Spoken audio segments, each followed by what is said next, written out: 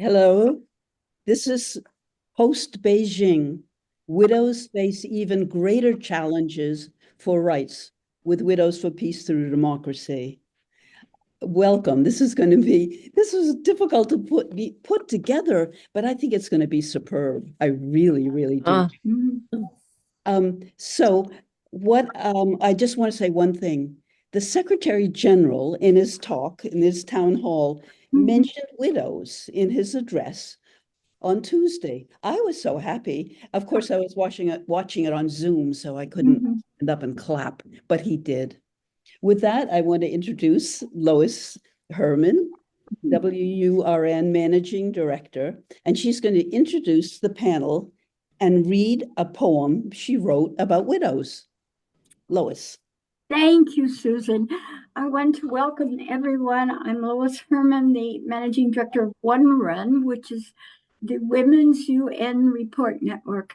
And all of us, whether we're on site here in the UN Commission on the Status of Women, Session 69 in New York, or our speakers, which are essentially around the world, the number of widows has increased dramatically with conflict, war, with all kinds of factors, including even climate, including the political situations.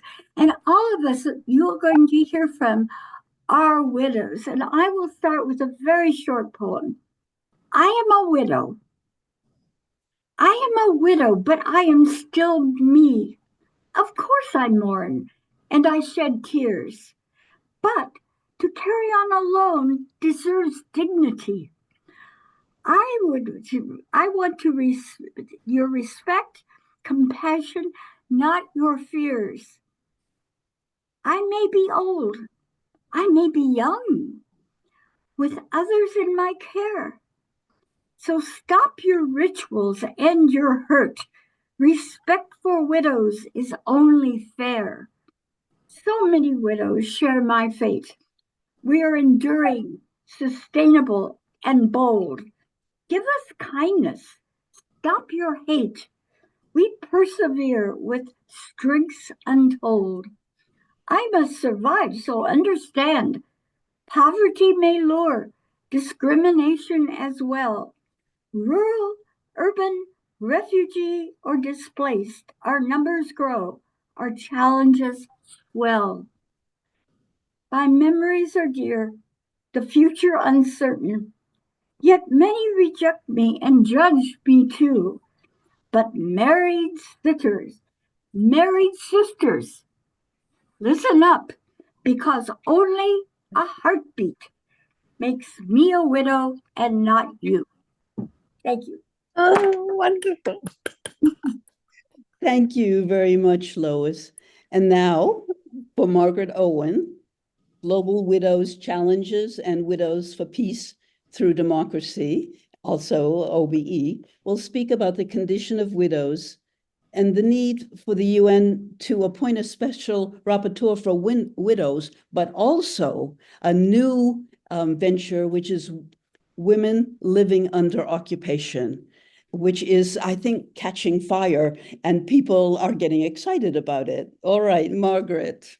Wonderful. Lois, your poem is great, and it speaks for all the growing numbers of widows all over the world. And my goodness, what a world it is today. No longer are we living in a world we thought was based on the rule of law. We're now living in a world dominated by the most appalling male leaders who seem to have a vested interest in conflict. What we do know is that never before has the world seen such an unprecedented exponential increase in the numbers of widows of all ages. Child widows, young mothered widows, elderly grandmothers. But on top of that, not just widows, we've also got to think of the millions of women who we call half widows. These are women who don't even know, in conflict zones particularly, what is the fate of their husbands. Where are they? Are they lying in a mass grave? Are they in prison? Have they been forcibly disappeared, abducted? I'm thinking about Ukrainian women who've lost their men somewhere in Russia.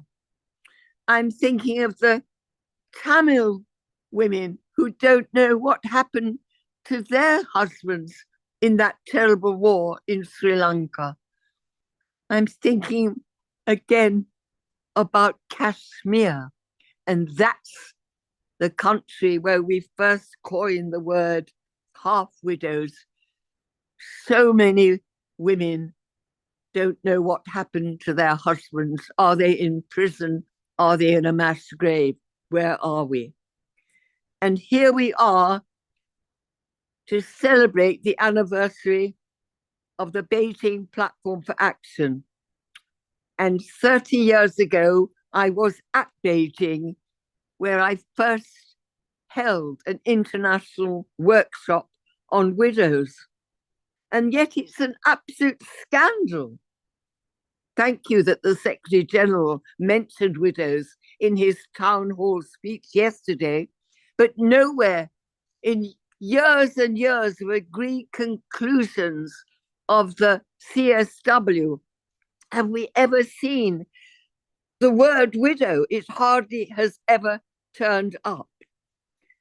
And we have to understand, we know now over 30 years of partners all over the world describing the appalling situation of widows, their way that they are not protected by their own constitutions or modern laws, that their lives are determined by extreme patriarchal, misogynist interpretations of religion and custom, so that they're treated like chattels. They can't own land, they can't inherit. Even the very vernacular words for widows are witch, harlot, prostitute, and whore. But we've also got to not just see widows as victims of these appalling, oppressive regimes, but also recognize their extraordinary economic and social roles in their societies and ensure that wherever they are recognized for these skills and supported. And it's a great tragedy that even in the recently agreed Pact for the Future, there's not a single mention of widows. And why is it important? Widowhood issue is hugely important because it's the widowhood, the situation and status of widows is one of the root causes of expanding and increasing poverty and discrimination across the generations. It's a key driver of why little girls are taken out of school and sold or given to a much older man in a forced child marriage. I'd like to call all child marriage rape. And these are the little girls that then become child widows, subject to all the same appalling discrimination and abuse. The poverty of widows is also a key driver of unaccompanied child asylum seekers, mainly boys, who leave their own countries hoping to get education and skills so they can support their widowed mother and sisters in their own countries. And now look what we have all over Western Europe and everywhere, an incredible closing down of the rights of refugees under the Refugee Convention. It's not a crime to be a refugee, but in my UK, we actually locking up these boys who are longing for education. And if they went to school, they work much harder, I think, than our own homegrown children. Anyway, what I think, I haven't got much time. And so I want to go quickly to what we have to do. We don't need to go on and on and on about what happens to widows, the sexual exploitation, the prostitution, the displacement, the homelessness. It's what we're going to do about it. And what we have to do, in 2015, we had a resolution from the General Assembly on the treatment and situation of widows, and we've got to implement that. We've also got to have a special rapporteur on widows, either generally or widowhood in conflict. That's important. UN Women, we want them to open a special desk on widowhood. We want every country to criminalize everybody who actually deprives widows of their basic human rights, which is against international law and against their own constitutions. And then, as Susan mentioned at the beginning, I'm 93 nearly, and I still keep coming up with ideas, but I'm not always very good at organizing it. But I want everyone who's on this panel to hear this. I've come to Beijing, I've come to New York. I'm astonished at the gap between what is being said in the UN building by the delegates of these governments and then what is being said the other side of First Avenue by the women's NGOs, who are really talking about the realities of women's lives. And violence against women is getting worse and worse. And as for the implementation of the Beijing Platform for Action, it's not just uneven, as the political declaration said, it's the opposite. It's pushback and rollback in every single country. And here in the United States, when you see what's happening to reproductive health and sexual health in this country. So my new idea is that we need a special rapporteur for the voices that are never, ever heard here in New York, never at any Commission on the Status of Women. And that is about the women and girls who are living under occupation. Occupation under the most repressive, racist, and misogynist regimes. And I can give examples. I hope I can give a few examples. I'm thinking of the Palestinians under the occupation of Israel, the appalling conditions of women and children under occupation by Israel, both in Gaza and in the West Bank and in Lebanon, in Jenin, in East Jerusalem. Horrible. And then another whole lot of women who we never hear at all. I'm a patron of peace in Kurdistan. Is the Kurds living under appalling occupation by Turkey, which is in liaison with jihadist groups, which is doing the most appalling, oppressive actions targeting all women, but particularly targeting both in Turkey and in Syria, women's rights activists. So there are lots of widows there due to Turkey. And then I'm thinking about the Tamils in Sri Lanka. Again, many, many half widows there after that terrible war. Whether it's in Kashmir or Sri Lanka, what about the Rohingya? What about Uyghurs in China? I just listened to the Minister for China yesterday at a round table. No mention.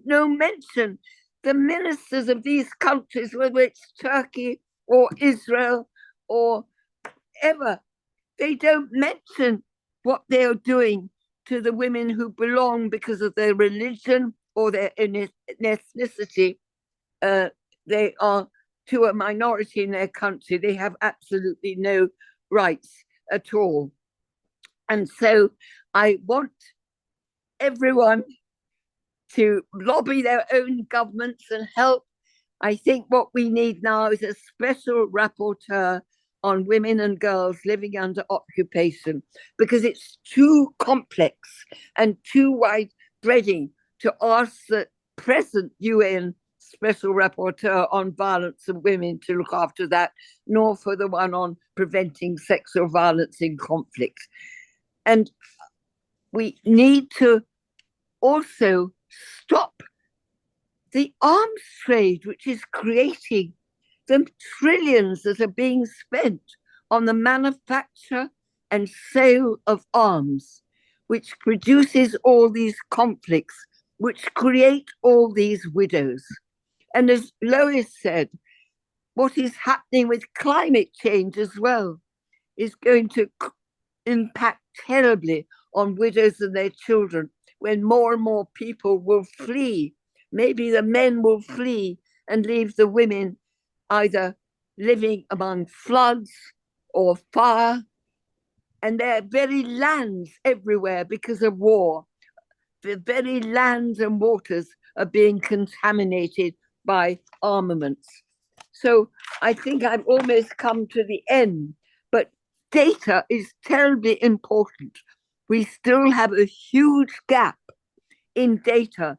And one of my best partners is in Nepal, where they actually have widows, even in the most remote rural areas, to work with the district and local authorities to fill up the data. And data is not just about numbers and ages, it's about the conditions of widows' lives and what they want and what their experience of violence is.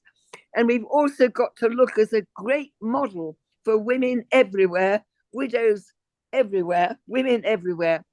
Please look, Google, I've got no time to detail it, the Kurdish women's revolution and the model of the Kurdish women, where Abdullah Öcalan, the Kurdish leader who's had 25 years in prison, the only male leader in the world who said you could have no democracy, no real good society, unless central to it is women's equality, gender empowerment and women's equality.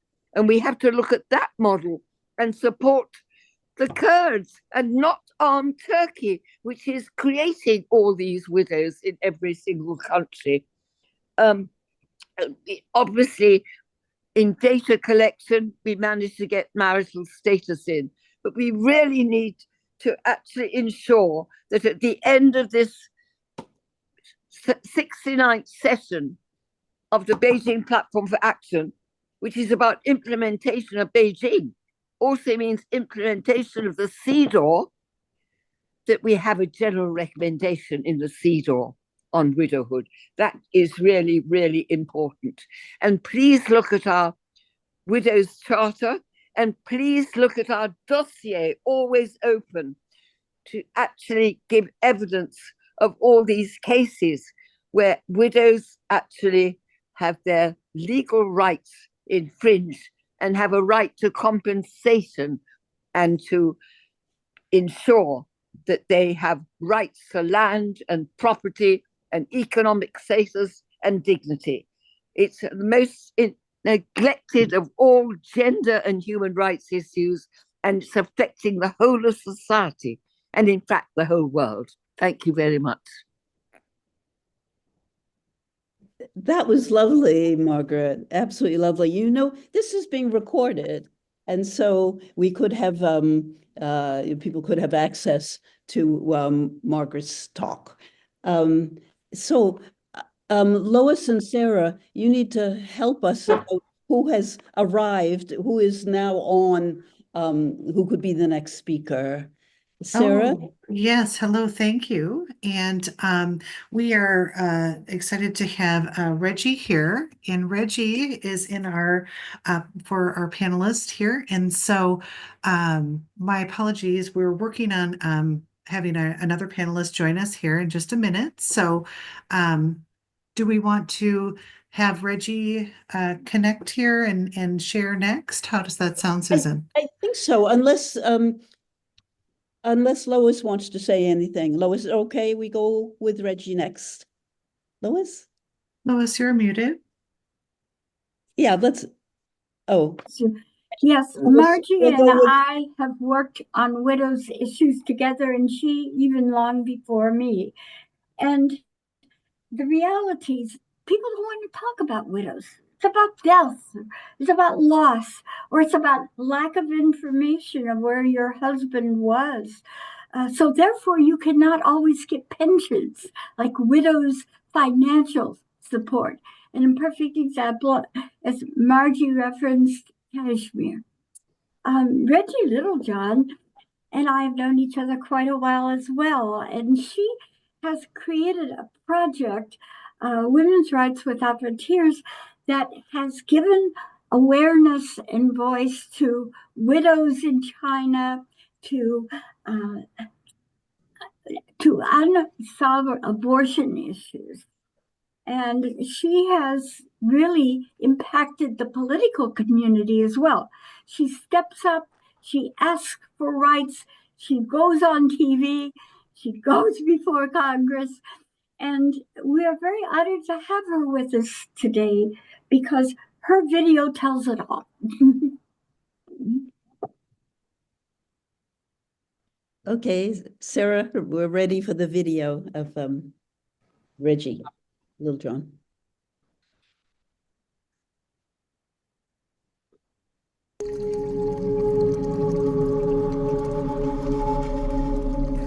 China has the highest female suicide rate of any country in the world.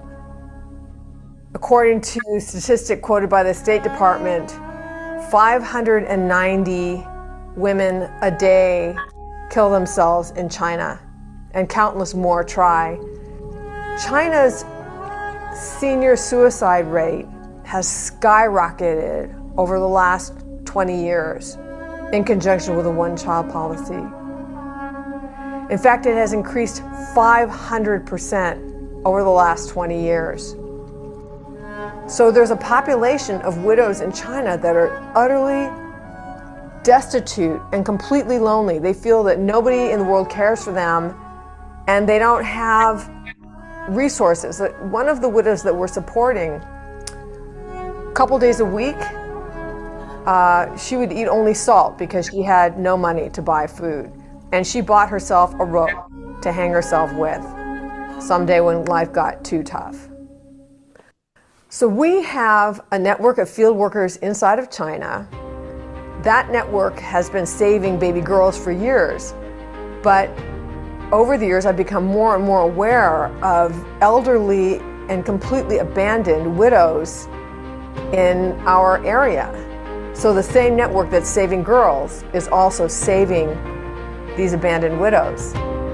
And we go to their doors and we say to them, we understand that you need help, and so we're here to help you.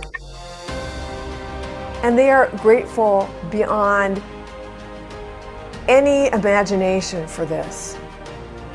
The reaction for so many of them is, my own family has abandoned me, and yet people from the other side of the world are coming to my door to let me know that I'm loved and then make sure that I can eat. One of our widows said, I believe that you were sent by God in His mercy and that you're an angel. That's what she said to our field worker. It doesn't take much to make an incredible difference to somebody in the latter years of her life. And so I would invite you to join me in having an incredibly great impact on widows in China and hopefully in the rest of the world as well.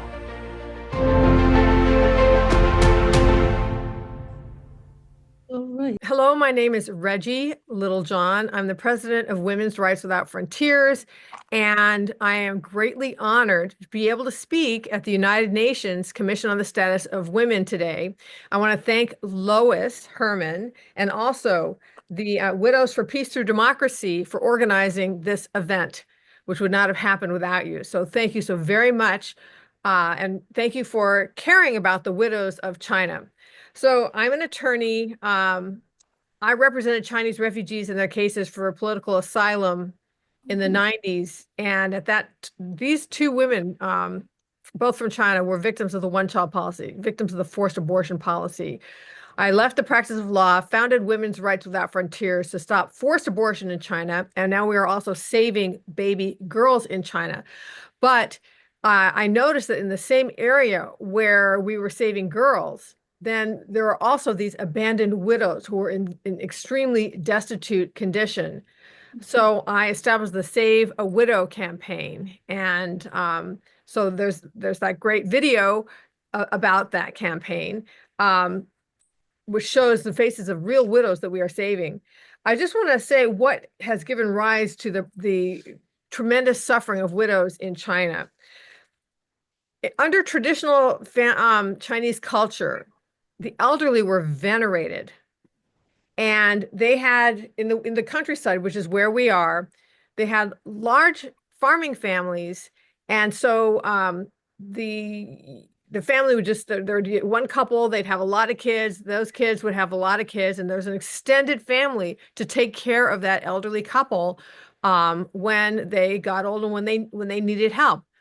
And so now with the one-child policy, I call the widows of China the invisible victims because no one thinks about them. People think about the mothers who are being forcibly aborted, the babies who are being forcibly aborted, even the husbands of the women who are being forcibly aborted, but they don't think about the widows.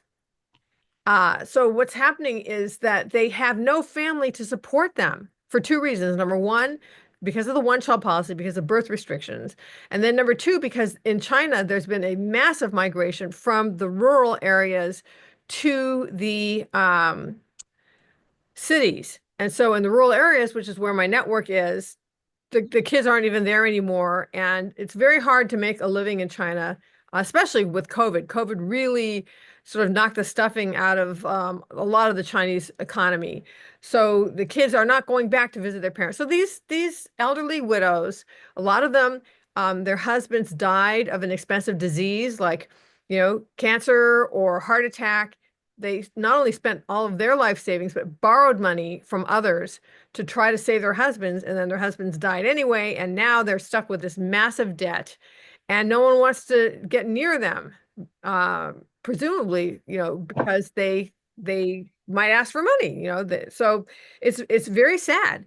And senior suicide in China is very, very high. Now, the statistics that were quoted in that video is old and the statistics are old, but I spent quite a bit of time last night trying to find updated statistics and they're just not there. I mean, I could not find I think that once China released these statistics of the 590 women a day committing suicide, and the skyrocketing of senior suicide, and then I, really sort of raised the alarm about it. They just start, and I'm sure there were others, although I'm not really overly aware of them, but they just stopped publishing the statistics.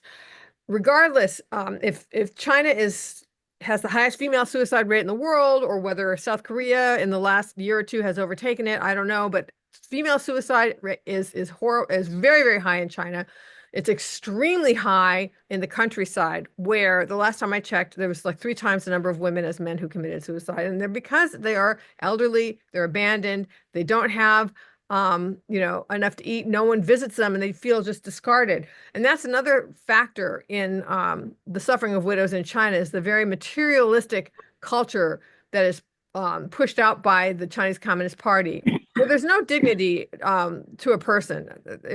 A person is only worth whatever she produces or he produces. So if you have spent your entire life producing, you've, farmed the fields, worked the fields, you've raised kids, you've raised grandkids, and now you need help because you're old and you're tired and your husband has died, then you're basically expendable as far as the Chinese Communist Party is concerned. Another problem is in China is the rapidly aging population, where because of the one-child policy, there aren't enough young people to support the elderly. And so I read a statistic just this morning saying that those aged 60 and older, that number is expected to rise at least 40% to more than 400 million people in China age 16 over by the year 2035. That number 400 million is interesting in that it's the same number that the Chinese Communist Party has touted as those are the numbers that they have prevented through forced abortion, sterilization, and even infanticide under the one-child policy. It's the same number, and that number is as great as the population of the United States and Canada combined. So that's how many elderly that if the demographic trends continue, that they're going to have by 2035. So there is a culture in China that I think is pushed out by the Chinese Communist Party, but that has been adopted by a lot of the people there, of just elderly people are expendable. They're just a burden on society. And there was one widow that we had who her husband got sick. Okay. So then their daughter-in-law came and yelled at them, saying to him, why don't you just die? You know, your illness is placing a tremendous financial burden on the family. And then she pointed out another woman in their community who, when she had learned that she had breast cancer, she got a rope and hanged herself in the backyard. And that was being lifted up as like a noble thing to do, a noble solution, what he should do in order to save money for the family. So this is just so these widows, they feel, they're hungry, they're cold, and they're abandoned. And a lot of them are committing suicide. We have one widow who 2 days a week only could afford to eat salt. And she had bought herself a rope to hang herself with when life got just unbearable for her. So what our solution is we have a network inside of China that goes to people's doors when they find out about these abandoned widows and says, you're a human being created by God, and we are going to help you. Now, this is something that they've never heard before. First of all, Christianity, and these field workers are Christian, is you're not allowed to evangelize in China. That's illegal. But in communist China, no one has ever come and said to them, you're a human being created by God in his image and likeness, and therefore you are of infinite value, and we're going to help you. And the widow's question is, well, then what do you want in return? And the answer is, we want you to eat every day and know that you're loved, and that's it. And the difference this has made in these widows' lives is just like night and day. They've gone from hopelessness to hope, from despair to faith, and just it's a wonderful thing. So anyway, that's what we do. It's called the Save a Girl campaign. No, excuse me, Save a Widow campaign. And you can find out more about it on the website for Women's Rights Without Frontiers, which is womensrightswithoutfrontiers.org. That's womensrightswithoutfrontiers.org. Thank you very much. And again, it's an honor to be here and be able to speak to the United Nations Commission on Status of Women. Thank you. Thank you so much. There's a question in the chat, and because you gave so many statistics, the person asked, is there any statistics on widows in the U.S.? Oh. She was giving. Does anyone know? Does Lois, or do you know, Margaret? Lois, you're I muted. just want to say generally, I don't know about America. Yeah. It's very difficult about statistics anyway, because in many countries in Africa, in South Asia, it's not quite clear if you are a widow. It's not like it happens on a one thing. It might be a long process. It's very, very difficult to get the numbers. And somebody called Lord Lumber years ago, I don't know how he got it, he suddenly began to tell everybody that there were 385 widows in the world, and they've been using that number for the last 15 years, which is absolutely mad, because the whole thing about the numbers of widows is that we don't know. Right. They're Thank not you. counted, and they have to be counted and registered. And that has to happen with the work of the widows themselves, like they did in Nepal, Mhm. working in the local areas. And it's not just when we talk about numbers or data, it's about what their lives are like, what their support systems are, what their hopes are, what their experience of violence is, and from who. And when I gave my beginning talk, I didn't mention we've really got to do something about non-state torture. If you got those statistics, you would find that the widows' violence comes very often not from the state, but from members of the family. And the UN Convention on Torture is only about torture by the state. I'm working with wonderful people on non-state torture. And we've got to amend that convention because widows are suffering from their families, their husbands' brothers and their husbands' cousins. So all this data isn't just about numbers, it's about their lives and how they're coping and what they hope for. Yeah. Okay, Lois, do you want to make an intervention? Yes, I would like to thank Beth Degan of the US-UN Women's Caucus for that question, because it's exactly what we are asked. And we've gone to universities and said, can you do a project and give us some data on widows that would be leveraged for private or public funding? And no one has done that yet. I also want to mention that in the US, when you become a widow, sometimes women are skeptical of you. Like, who's alone at the table? We'll get you a husband. We'll fix you up.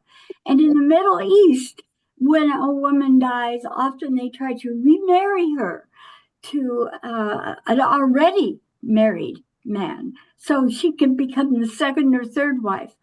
Right. Okay. She won't have legal rights to some of the benefits that the first wife and her children have. So it's a sad state of affairs. Yes. Now, what I would love is Jacqueline Musugani. Do we have her now from? Can I just come in here? Just one thing. One of the reasons why nobody wants to have widows in any sort of document is that they then, in all these countries, might have to think about giving them pensions, and they don't want to give them pensions. That's one of the reasons they don't even want to have them counted. So you're so right. So is Jacqueline Musugani from the DRC? Do we have her? She is not on yet, but she did submit a video. Would you like me to share it? I think so. And she's hoping to get on? I have not heard from her yet. We are still working on that, but we'll show her video and I can let you know. Yes. And I do have her what she's going to say if you know, but let's see the video. And yes, what else, Sarah? And the other thing I was going to say is please turn your volume up a little bit louder. I've got her as loud as I can on the video, but if you need to hear her a little bit louder, please adjust your video on your end. I'm going to go ahead and share her video now. One moment. Thank you, Sarah. Thank you. Widows in a situation of conflict and post-Beijing, what challenges to respect for their rights. Hello everyone, I'm Mrs. Jacqueline Musugani, coordinator of Initiatives for Women in Difficult Situations for Sustainable and Integrated Development, IFBPW. We work with more than 750 widows. It has been 30 years that wars have been raging in the east of Democratic Republic of Congo. Already 15 million deaths have been recorded to date. Nearly 50 million cases of rape and violence against women and girls, more than 7 million displaced people, thousands of seriously injured.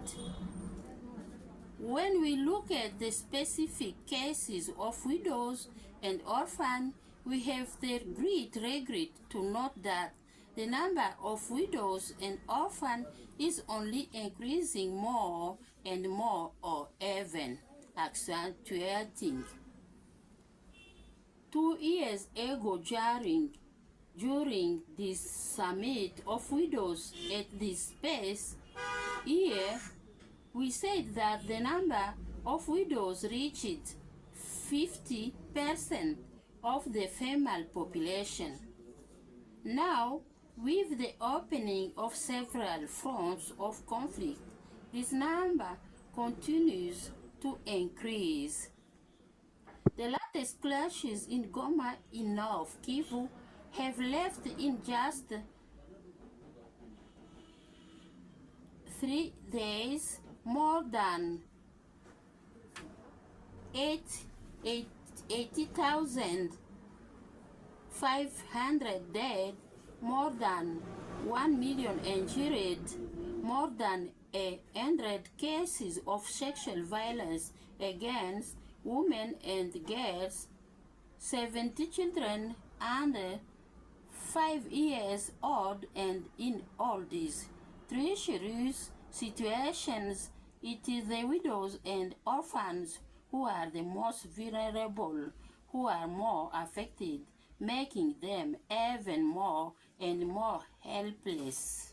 In South Kivu, as far as this province in particular is concerned, with the capture of Bukavu, the figures are only concerned with the are only increasing and in South Kivu, as far as this province in particular is concerned with the capture of Bukavu, the figures are only increasing and reaching 100 deaths, injuries, and hundreds of cases of sexual violence against women and girls, with the violence taking place in Uvira, in the south of the city of Bukavu.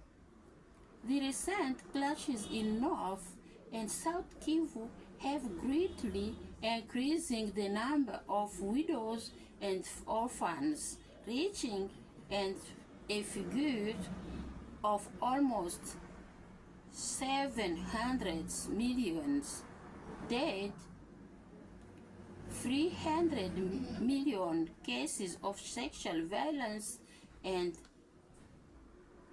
500 million cases of displaced persons from war among widows and orphans, and with the war that continues, this figure could always increase.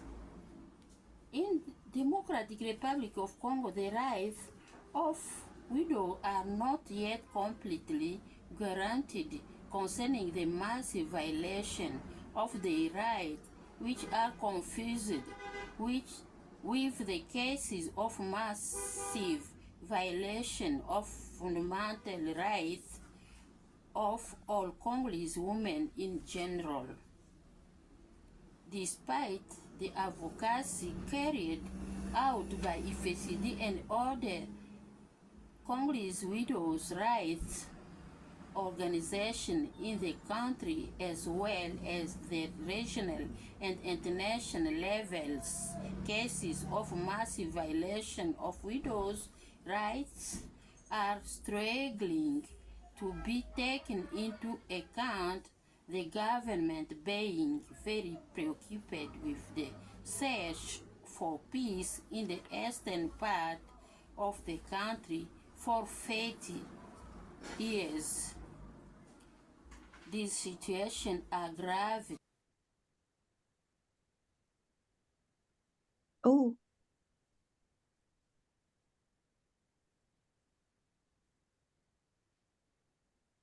Okay, I think that was the end of the video. okay. Thank you. Thank you. No. let's see, how can I get? Okay. So we don't have her online, right? That we can have a conversation. Is that right, Sarah? Yes, that is correct. Yes. Okay.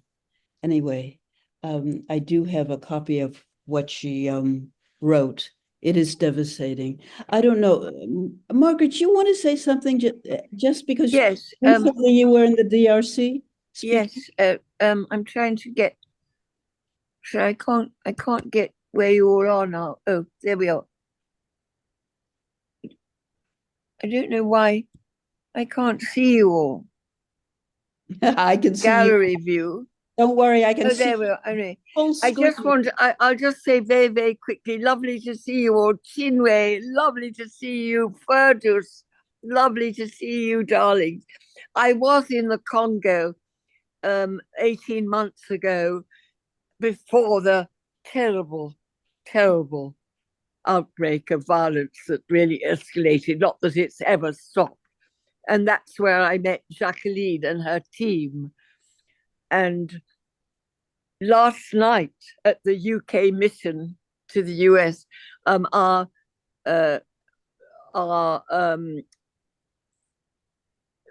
Lord Collins, who is our Minister for African Development, was talking about what was happening in the Congo right now. And of course, it is absolutely appalling. Jacqueline herself, maybe she didn't speak about that, but 2 weeks ago, Jacqueline, looking after all these widows and children, many of them, as you know, have been victims of gang rape run by where the mines are. And we have this wonderful man, Dr. Denis Mukwege, who got the Nobel Peace Prize, who set up the Pansy Hospital to actually do the surgery on these women who have been so appallingly attacked in these gang rapes. You probably know who I mean, Dr. Denis Mukwege. And now, because of all the aid cuts that have happened, the cuts for USAID, but in the UK, we've also cut our overseas development aid. Even that hospital, all the hospitals and clinics are now suffering terribly everywhere, but also in Eastern Congo. And Jacqueline herself was knocked over deliberately by a motorbikers M23 and beaten up until they thought she was dead, lost her teeth, couldn't even get back to the hospital because of decomposing bodies in the street. And so the violence against women in Eastern Congo, the sexual violence is absolutely terrible, what is happening. And of course, again, look, we're all women on this panel, we're all talking together, but we are now living in a world run by the most terrible men. The UK government gave a lot of money to Rwanda. You will remember the last Tory government wanted to send our asylum seekers to Rwanda to be processed. They said, what a lovely country Rwanda is. It's a nice country to do your gap year or have a holiday in. But it's Rwanda. At least we've now put sanctions on Rwanda. But you see, it's these governments in the West, the US, the UK, EU, we're funding and selling arms to the most terrible regimes which are oppressing terribly. The women are the victims of all these conflicts. And among these women, of course, dominate the numbers of widows and the child widows as well. And that goes on and on.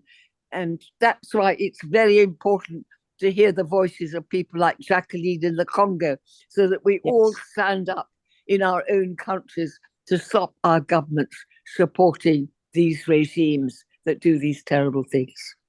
Yes, thank you, Margaret. So I don't know if you heard that Jacqueline is the coordinator of initiatives for women in challenging situations for sustainable and integrated developments. It's called FCD, DRC, and she works with more than 700 50 widows. So the next speaker is going to be, because I can see that she's here. I can see her. Yes, it's going to be Ferdous. Yes. Is that all right? All right, Ferdous is going to speak. She's Ferdous Ara. Do you use last name? Begum, yeah. Okay. And she is, where is this? The sister, okay, you're a former CEDAW committee member, and you HelpAge International. Is that right? And then we have one more speaker and a poem, but I don't know. Hearing all of this is so devastating that I wonder if we can end with 5 or 10 minutes of what maybe we could do, positive. But now for this, okay. You're online there. I mean, that's your turn. Thank you so much. I'm trying to upload my, do you hear me? Yes, and this is Sarah. I have your PowerPoint. May I share it for you? Yeah, that would be wonderful. Great. And then just say next when you're ready for me to advance to the next slide. Okay. Thank you. Thank you. This is the first slide. And I'm very much honored to be invited as a panelist of this August forum. And this is very important to speak for the widows' rights issues, which is even the Beijing, we are celebrating 30 years of Beijing, but Beijing is totally, silent about widows' rights issues and older women's rights issues. Now I'm going to my, on my paper, how to, can you operate it, Sarah? The second slide. Widows of all ages and all ethnic and religious groups, especially in the marginalized society and areas of armed conflict, face enormous hardship, poverty, lack of access of basic human rights, indignity, and gender-based violence, and social isolation. Widows are left behind in the Beijing PFA. The next slide.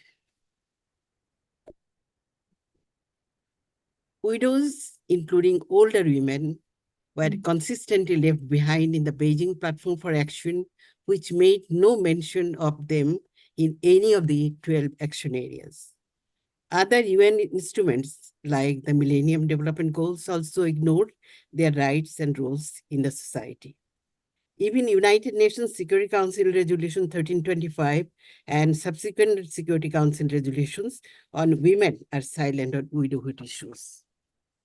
Thank you. Next slide. UN Secretary General's comment on Beijing review. This is regrettable that after 30 years of Beijing, widows are left behind and discriminated towards accessing to their full and equal rights. UN Secretary General in his Beijing review stated that, inverted comma, gender discrimination remains deeply embedded in all economies and societies, imposing chronic constraints on the rights and hopes of women and girls. Widows are no exception to that. The CEDAW Convention and General Recommendation 1927. But fortunately, CEDAW Convention and its General Recommendation 1920, General Recommendation 27 on the rights of older women mentioned widows' issues in para 14 and 26 on health care and reproductive rights on marital property on the death of her husband, including violence against them, which are positive recommendations to improve the lives of widows in the society. So we need to understand the widows' rights issues from the viewpoint of social security. It is important to understand widows' rights to social security, pensions, social protection, dignity, well-being, and voice.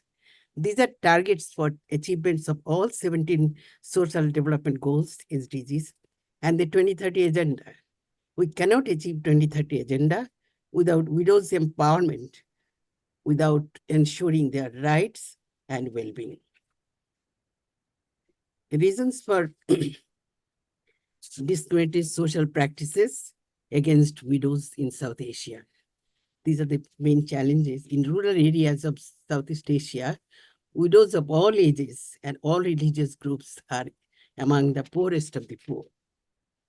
The main reason for this is the very low and discriminatory social status, illiteracy, isolation, lack of property rights, extreme poverty, and almost no access to any income-generating activity, which are often deprive them from their rightful claim of inheritance and land rights and access to justice and protection from harmful traditional practices.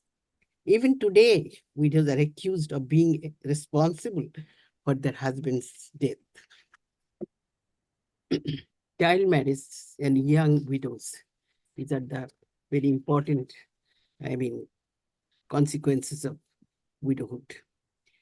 Child marriage and marriage with older men is another important reason for ever-increasing number of child widows in rural communities of Asia and Africa. Young widows from rural Bangladesh, tiger widows from the coastal belt of Bangladesh, and Rohingya widows from Myanmar are subjected to exploitation and trafficking. Widows are invisible in the government plans and absence of data. Actually, I'm supposed to speak on the national and international mechanisms in advancing the status of widows. So this is the scenario of, national scenario of widows.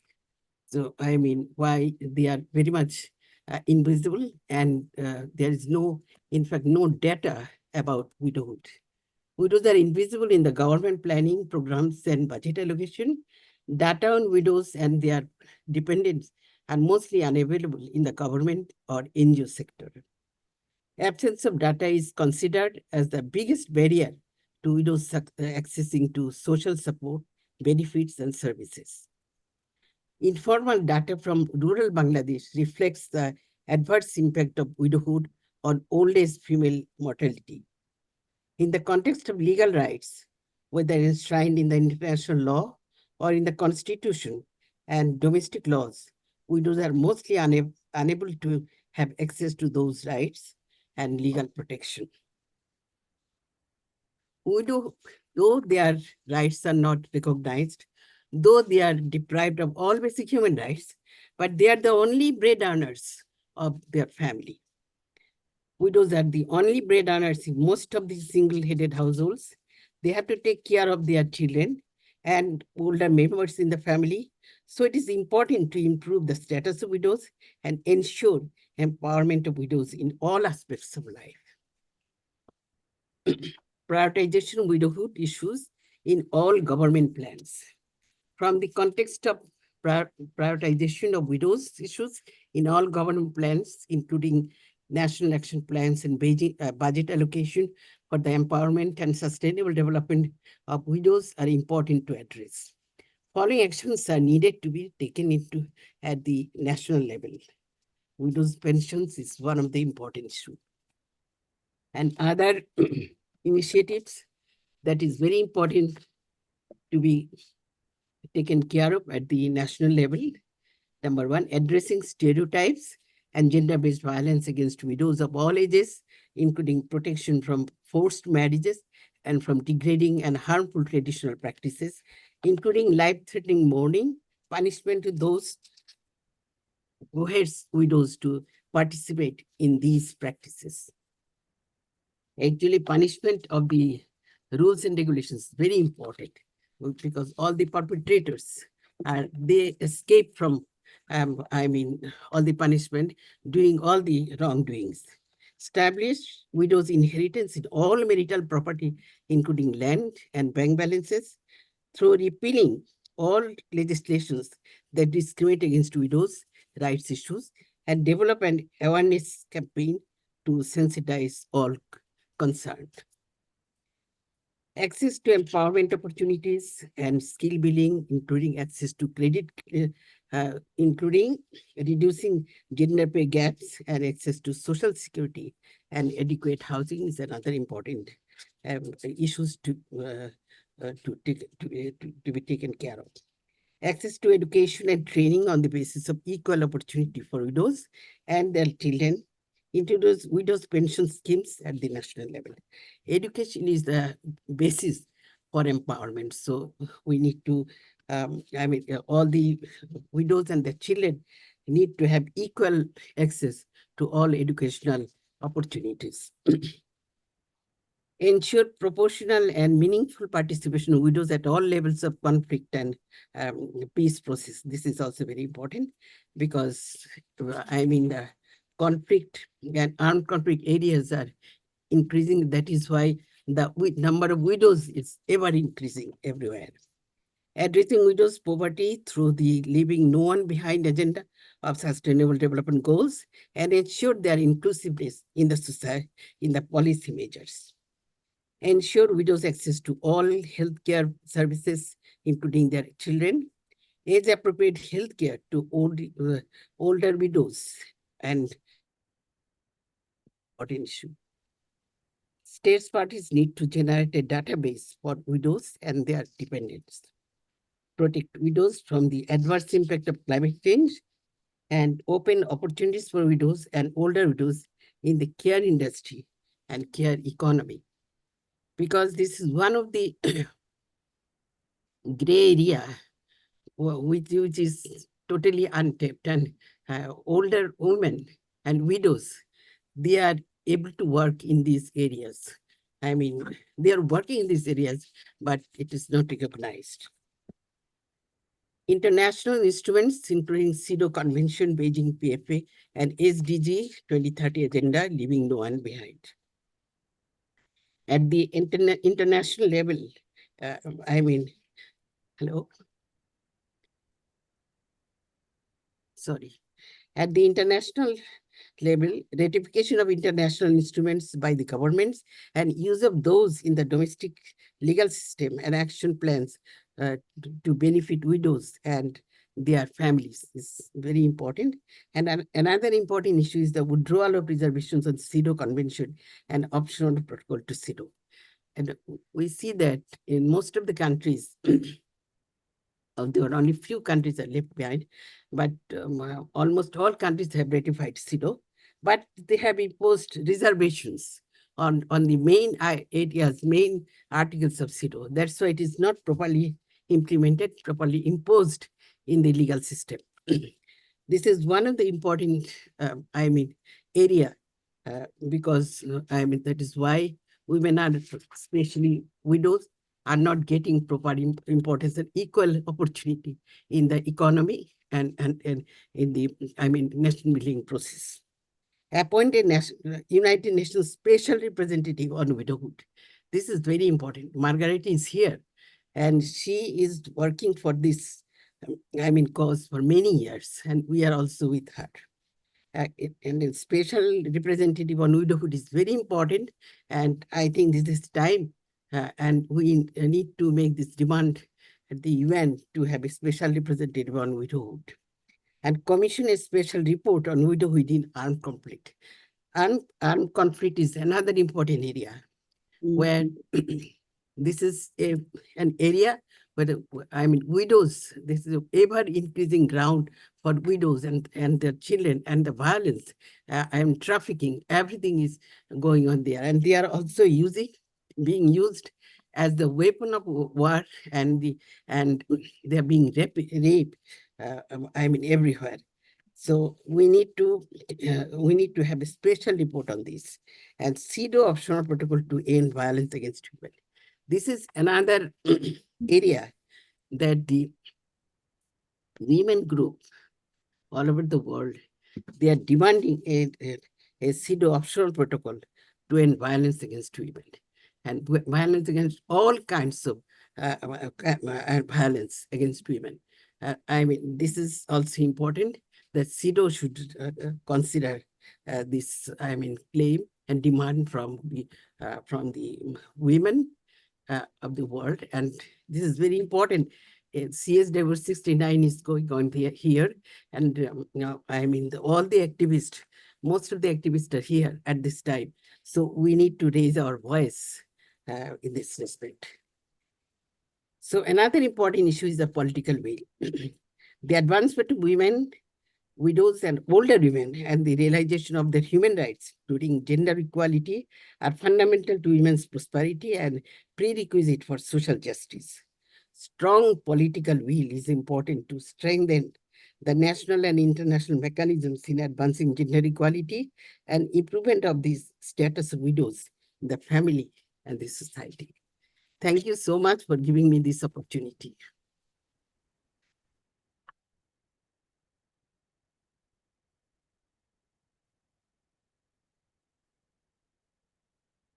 Hi, everybody. If there is any question, I'm ready to answer. Thank you. Ferdous, will you tell our audience where you're from? Yeah, what? You're from Bangladesh. I'm from Bangladesh, yes. Thank you. There are certain dramatic, harmful traditional practices against widows, and some of them are changing and some still exist. For instance, in India, which has the world's largest number of widows, maybe China now, but they're both having exponential numbers. But in India, they used to say that an honorable woman would throw herself on the funeral pyre when her husband was burned in cremation. It's against the law now, but it was a tragedy. You would have 2 people killed. Okay, another one is in parts of Africa. Because of the cost of maintaining a widow in the family, they will feed her a substance that will expand within her body and she will die. They bathe her in oil, then they feed her this, and they leave her alone to die. This sounds erratic, that we would have this even in modern times. Then there are places in Africa that have widow camps. And so a widow will go to that place for comfort and social connection. Women who understand these are not supported well, they're not growing in number, but at least it's a refuge because the husband's family in many parts of the world will come and take the house or the dwelling of the couple and say they have the right to it legally, and the widow has to leave, and very promptly after his death. I think this is very, obnoxious and bad practices. It is, it is in many parts of the world they are having this practices, especially in Africa. Widows are being killed because to grab their property and actually to have everything, and forced remarriage also. It is going on widows. So I think, that is why in our legal system, widows' inheritance should be legally protected. Right. And they should have property rights as well. And if the governments, and nationally and internationally, if they develop system to to properly protect widows' rights, it is not a homogeneous group. It is not only older widows. Widows are of all ages, from children to middle-aged, older age, in each and every level, the childhood widows, they are suffering from remarriage, when they are widows, and they're suffering from trafficking, sexual exploitation, and everything. They face, enormous, violence in their life, child widows. And the older widows, they are being traumatized and being killed, especially to grab their property, the marital property. And I put out on the WUNRN listserv a report done by Mohinder Watson on child widows that we could make available. Furthermore, there's a social connection between child widows and child marriage. Because if you are a girl, let's say mid-teens or younger, and you are married off because your family can't pay a dowry, so they pay to have you married off, then the husband may be 20 years older, and here you are still a young woman, probably with several children, and your husband's dead, and you're a widow. Yeah. That is the tragedy, you know, when women's rights, women equal opportunities accepted in the society, and CEDAW Convention is accepted and implemented in the legal system. The women, they actually have, and at that time have power to contest, to raise their voice against all these vices, you know, social vices. This is to control women. This is to use women. This is to, I mean, make women's life horrible. You know, that is why women, I mean, especially widows, need to have their voice to speak. To add this, especially in this Beijing platform for action and this CSW platform, we need to raise our voice everywhere. I'm really surprised to see that the panel, I mean, participants list is not very big. Here we are speaking all the very important issues on widows. But if they do not hear, if they do not have attention to these issues, how they can take action and make rules and regulations to remove this, I mean, bad practices from the society, isn't it? Yeah, I hate to interrupt because we only have 15 minutes left, and I'm not sure if we have another speaker. But so we could all get copies of your speech. Yeah, Yeah. Me and we can send it to people. I think it is so useful, and I thank you so much. But first, let's see if we have another speaker. Ella Lamakh from the UK. Do we have? Yes. Let's see. Do we? Yes. We have her video. Yeah. Should I go ahead and show that? How long is that? 3 minutes, 3.5 minutes. 3 minutes, yes. Yes, okay, I'll go ahead Thank you and so much. share. One moment.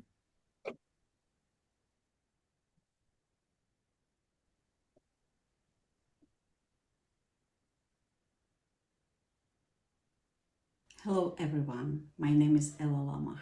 Greetings from Ukraine. We are strong. We will win this war together.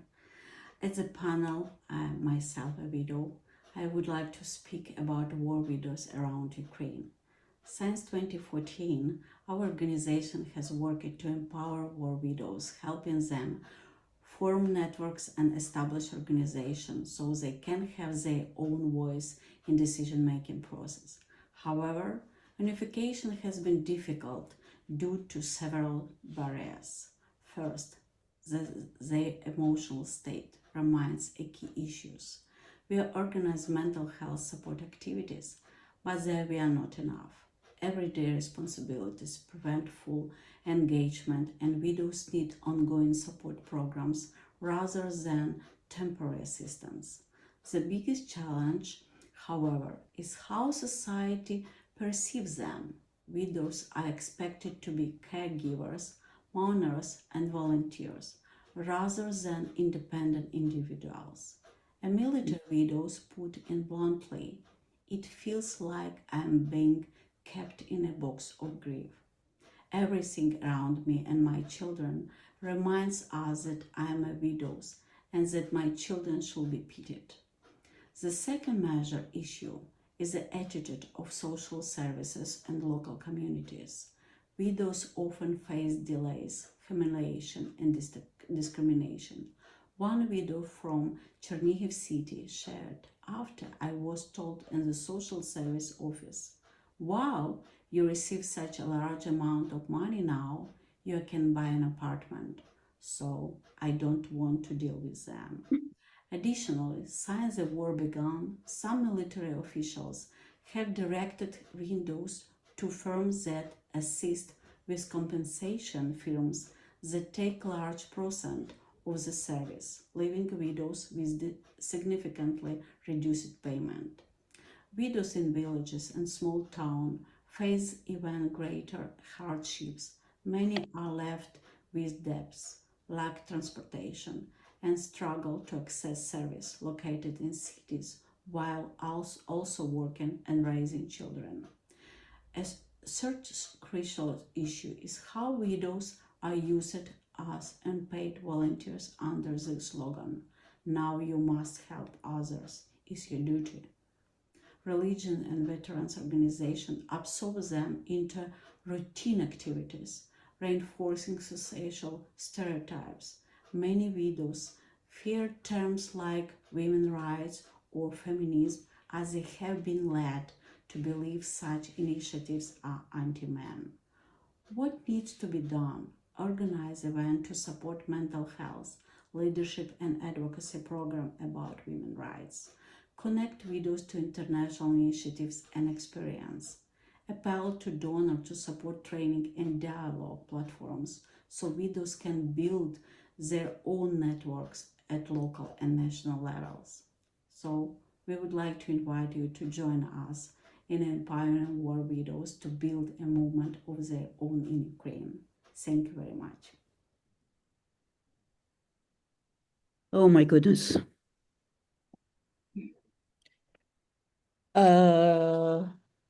That was beautifully done, painfully done, beautifully done. I learned a lot. I can't imagine the pain in the Ukraine right now, and particularly in widows. We have 10 minutes left, and that's all. Oh, and we have a poem. I just want to say, I was thinking we need to have an international conference on widows, or yeah, or piggyback on a conference that we could help do, because this is so alarming. I mean, I'm a widow too. And well, I won't say anything. My country's a mess right now. I'll just keep quiet. So we're going to have one more poem. Does anyone want to say anything about what we could do? We have like 5-8 minutes to move this forward. The pain is too much. Does anyone want to speak? No one's saying anything. Oh, here says chat. Maybe someone chatted. Can I say something, please? Oh, absolutely. Thank you so much for having me on here today. It's an honor to be here. I listened to something Ferdous was saying, and it sounded so similar to and familiar to widowhood issues in my country. I'm Nigerian. I'm the daughter of a widow. My father died in 2006, and my mother endured the most horrific act of victimization and oppression in the hands of my uncles and aunts, my father's relatives. So, but I think what I want to say here is, I mean, I've listened to most things. Sorry, I came in late. Came late. Everything I've heard is so familiar. Growing up in Nigeria as a teenager, I've witnessed a lot of oppression against women. There is a lot of oppression against women and girls, victimization of widows. But there's something we may not know, that a lot of women also partake in these acts against their fellow women. And that's the saddening part of it. That's the saddest part of it. Because when my mother was going through that, the whole funeral rites, what they call funeral rites, she was forced to drink the body of the water that was used to wash my father. My mother refused. In fact, my mother refused a lot of the acts that they wanted her to perform. She refused. So to spite us and my mother, what they did was to desecrate my father's body by slicing his tummy and making sure that all the parts were there. They claimed that we used him for ritual, which is so ridiculous. So I just wrote something here, which is like the way forward, and it is this. There's a critical importance of unity among women in advocating for a United Nations legislation dedicated to protecting widows worldwide, because widows face even greater challenges for rights. Now, the thing here is, in light of all these challenges, it is disheartening to observe that some of the NGOs are more focused on competing for status rather than collaborating effectively to address these pressing issues. There is a need. There is a need to, a call for action. We must all stand in unison to make this work. These fragments undermines our collective efforts and delays the much needed support for widows. It is important that we work together if we want this to work. But you have a poem you want to read. Yes, I do.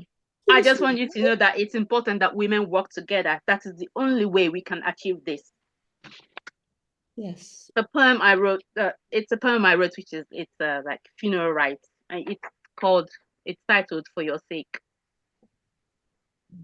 Your announcement came not a second for my hand, but of your departure. We made another mark in history. There was no confetti though.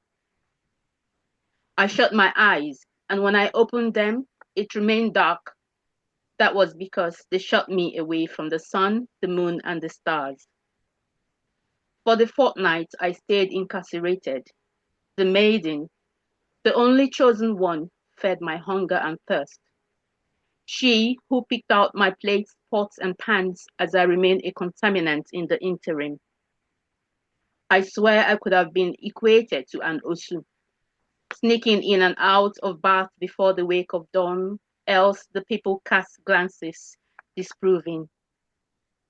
I hung out indoors in old drab clothes, two actually, one to interchange when there was a whiff in the air, hair hidden tight under scarf, no strands please, no colors to adorn my face.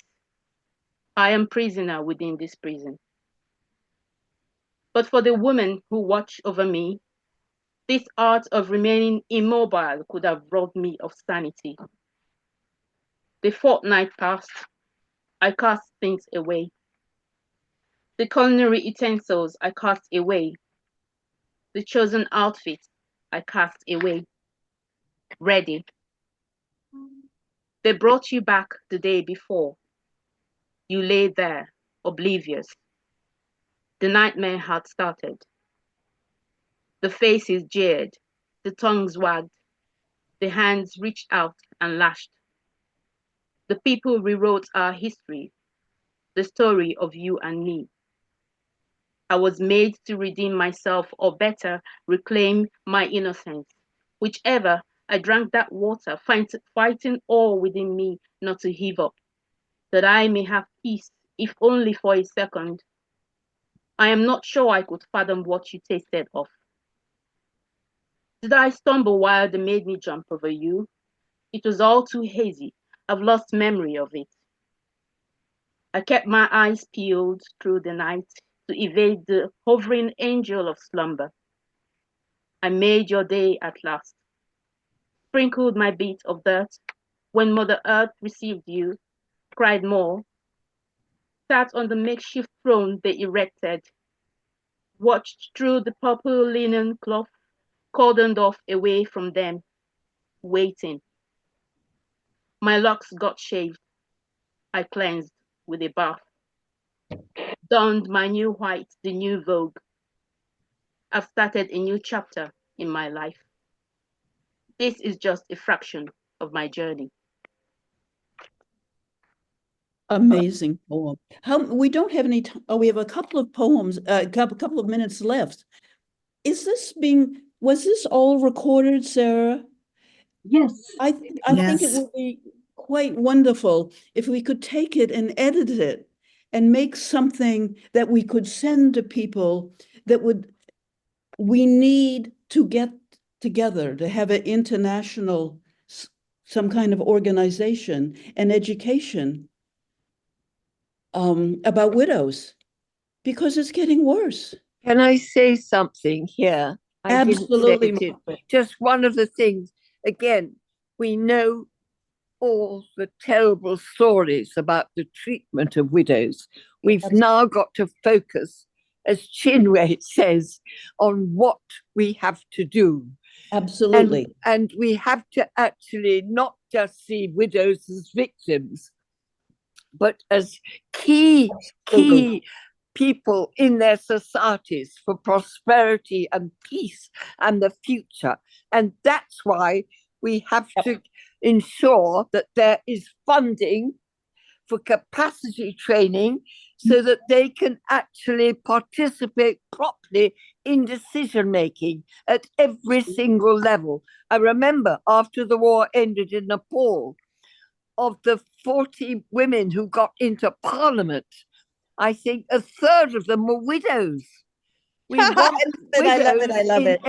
and when you think about 1325, we need to have, we never see widows at the peace tables. Even they are the victims. Right. And look at the world now. Who is talking about peace in the Middle East? Men, Netanyahu, this and that, and Hamas. Look at where Zelensky is.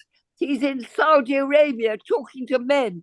But where are the widows? Well, the women aren't there, but the widows are the ones that bear the brunt of all these conflicts and they've got to be in decision making at every level. And that's where we look at the Kurdish model, where every decision making body must be 50-50 women. But we want it to be, if it's 50 women, then at least 20% must be widows at every level of every single decision making, whether it's at national level, district, local level, whether it's to do with universities, hospitals, education facilities, the police, the army. Have widows there in decision making. So I just think we've got to move the story, not about, oh, they are victims, but to actually focus on their extraordinary economic and social roles for the peace of their country and the peace of society and the peace of the world. And this is where Western governments, I'm from the UK, we've got to pressure our governments to actually put sanctions on or actually demand as the condition of aid or whatever. How are they treating their widows? What are they doing? Are they criminalizing all those people who take from widows their basic human rights? I think that's where we've got to move it on much more stridently, much more strongly. And there's a lot that we are responsible for, we who live in so-called Western democracies. I think that's where we've got to go from now. Thank you. It was wonderful. I think we'll have a video of this. We'll send it to everybody, but then we need to think about mobilizing, moving, where we need to move together. Yes. Yes. Lois, what? Yes, widows are agents of change. And maybe we need to present to the diplomats or who's in control that widows are capable of supporting themselves, raising their children. It will affect your economy. It will enhance your social image. The positives that come, not just poor widow. No, I agree with that. But we also people need to be educated. Just one issue. I mean, women's demands and rights issues need to be included in the CSW concluding resolution. We must see that CSW concluding resolution should include widows' rights issues. Thank you. I did get widows in the agreed conclusions 2 years ago. It had to do with land ownership and inheritance. And it was all very good, but nothing happens. You see. Point is, but nobody ever does implement the agreed conclusions. And this year, we don't even have agreed conclusions. We've got that pathetic political declaration.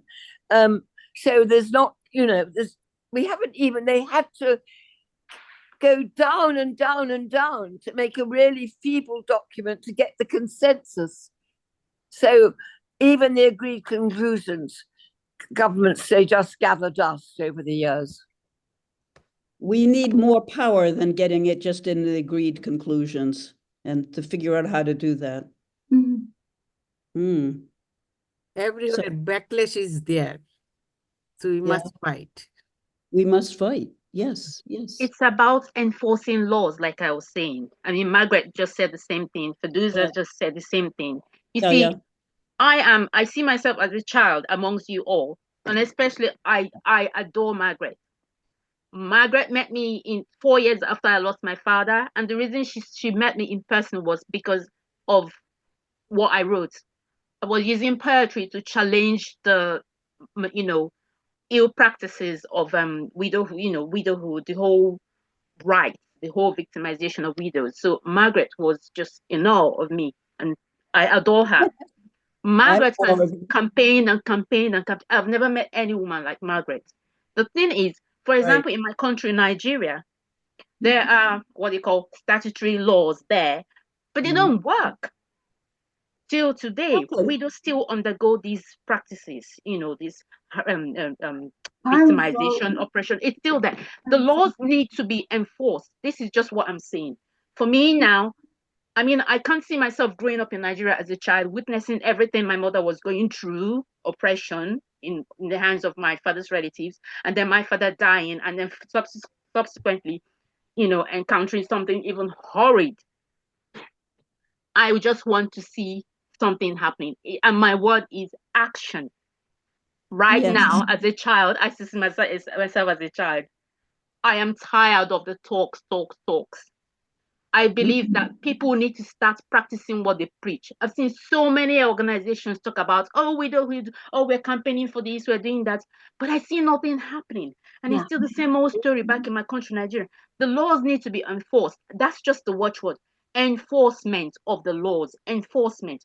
Start from the grassroots section, a lot of the religious leaders are men. It's a man's world anyway. A lot of the religious leaders are in touch with the leaders of villages and communities. They can speak with men. They can have meetings among themselves. Now, these organizations, these NGOs, who mostly headed by women, need to have meetings with these people. Yep, But you're right. the laws has to be there, and these laws, for example, a legislation passed by the UN, has to now, go out to everywhere in the world, every community. Now this is where the law starts becoming enforced. Only then can we see change happen. The religious leaders talk to community leaders now have meetings with men, and then gradually these will change. We see change happen. That's just I don't know what else to say. That's just How about getting enforcement. into countries' action plans? Does that Enforcement of law is the main thing. Enforcement. action These plans? laws are just there, I but they're not being. Oh, Yeah. then I nothing just want happens. to say Oh. one thing that we haven't said.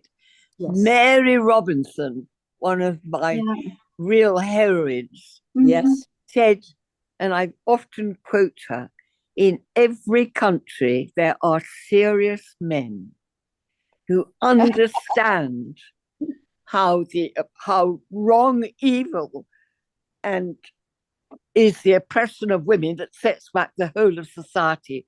So there are serious men, and we need, on this issue as well, to gather around us men who will understand.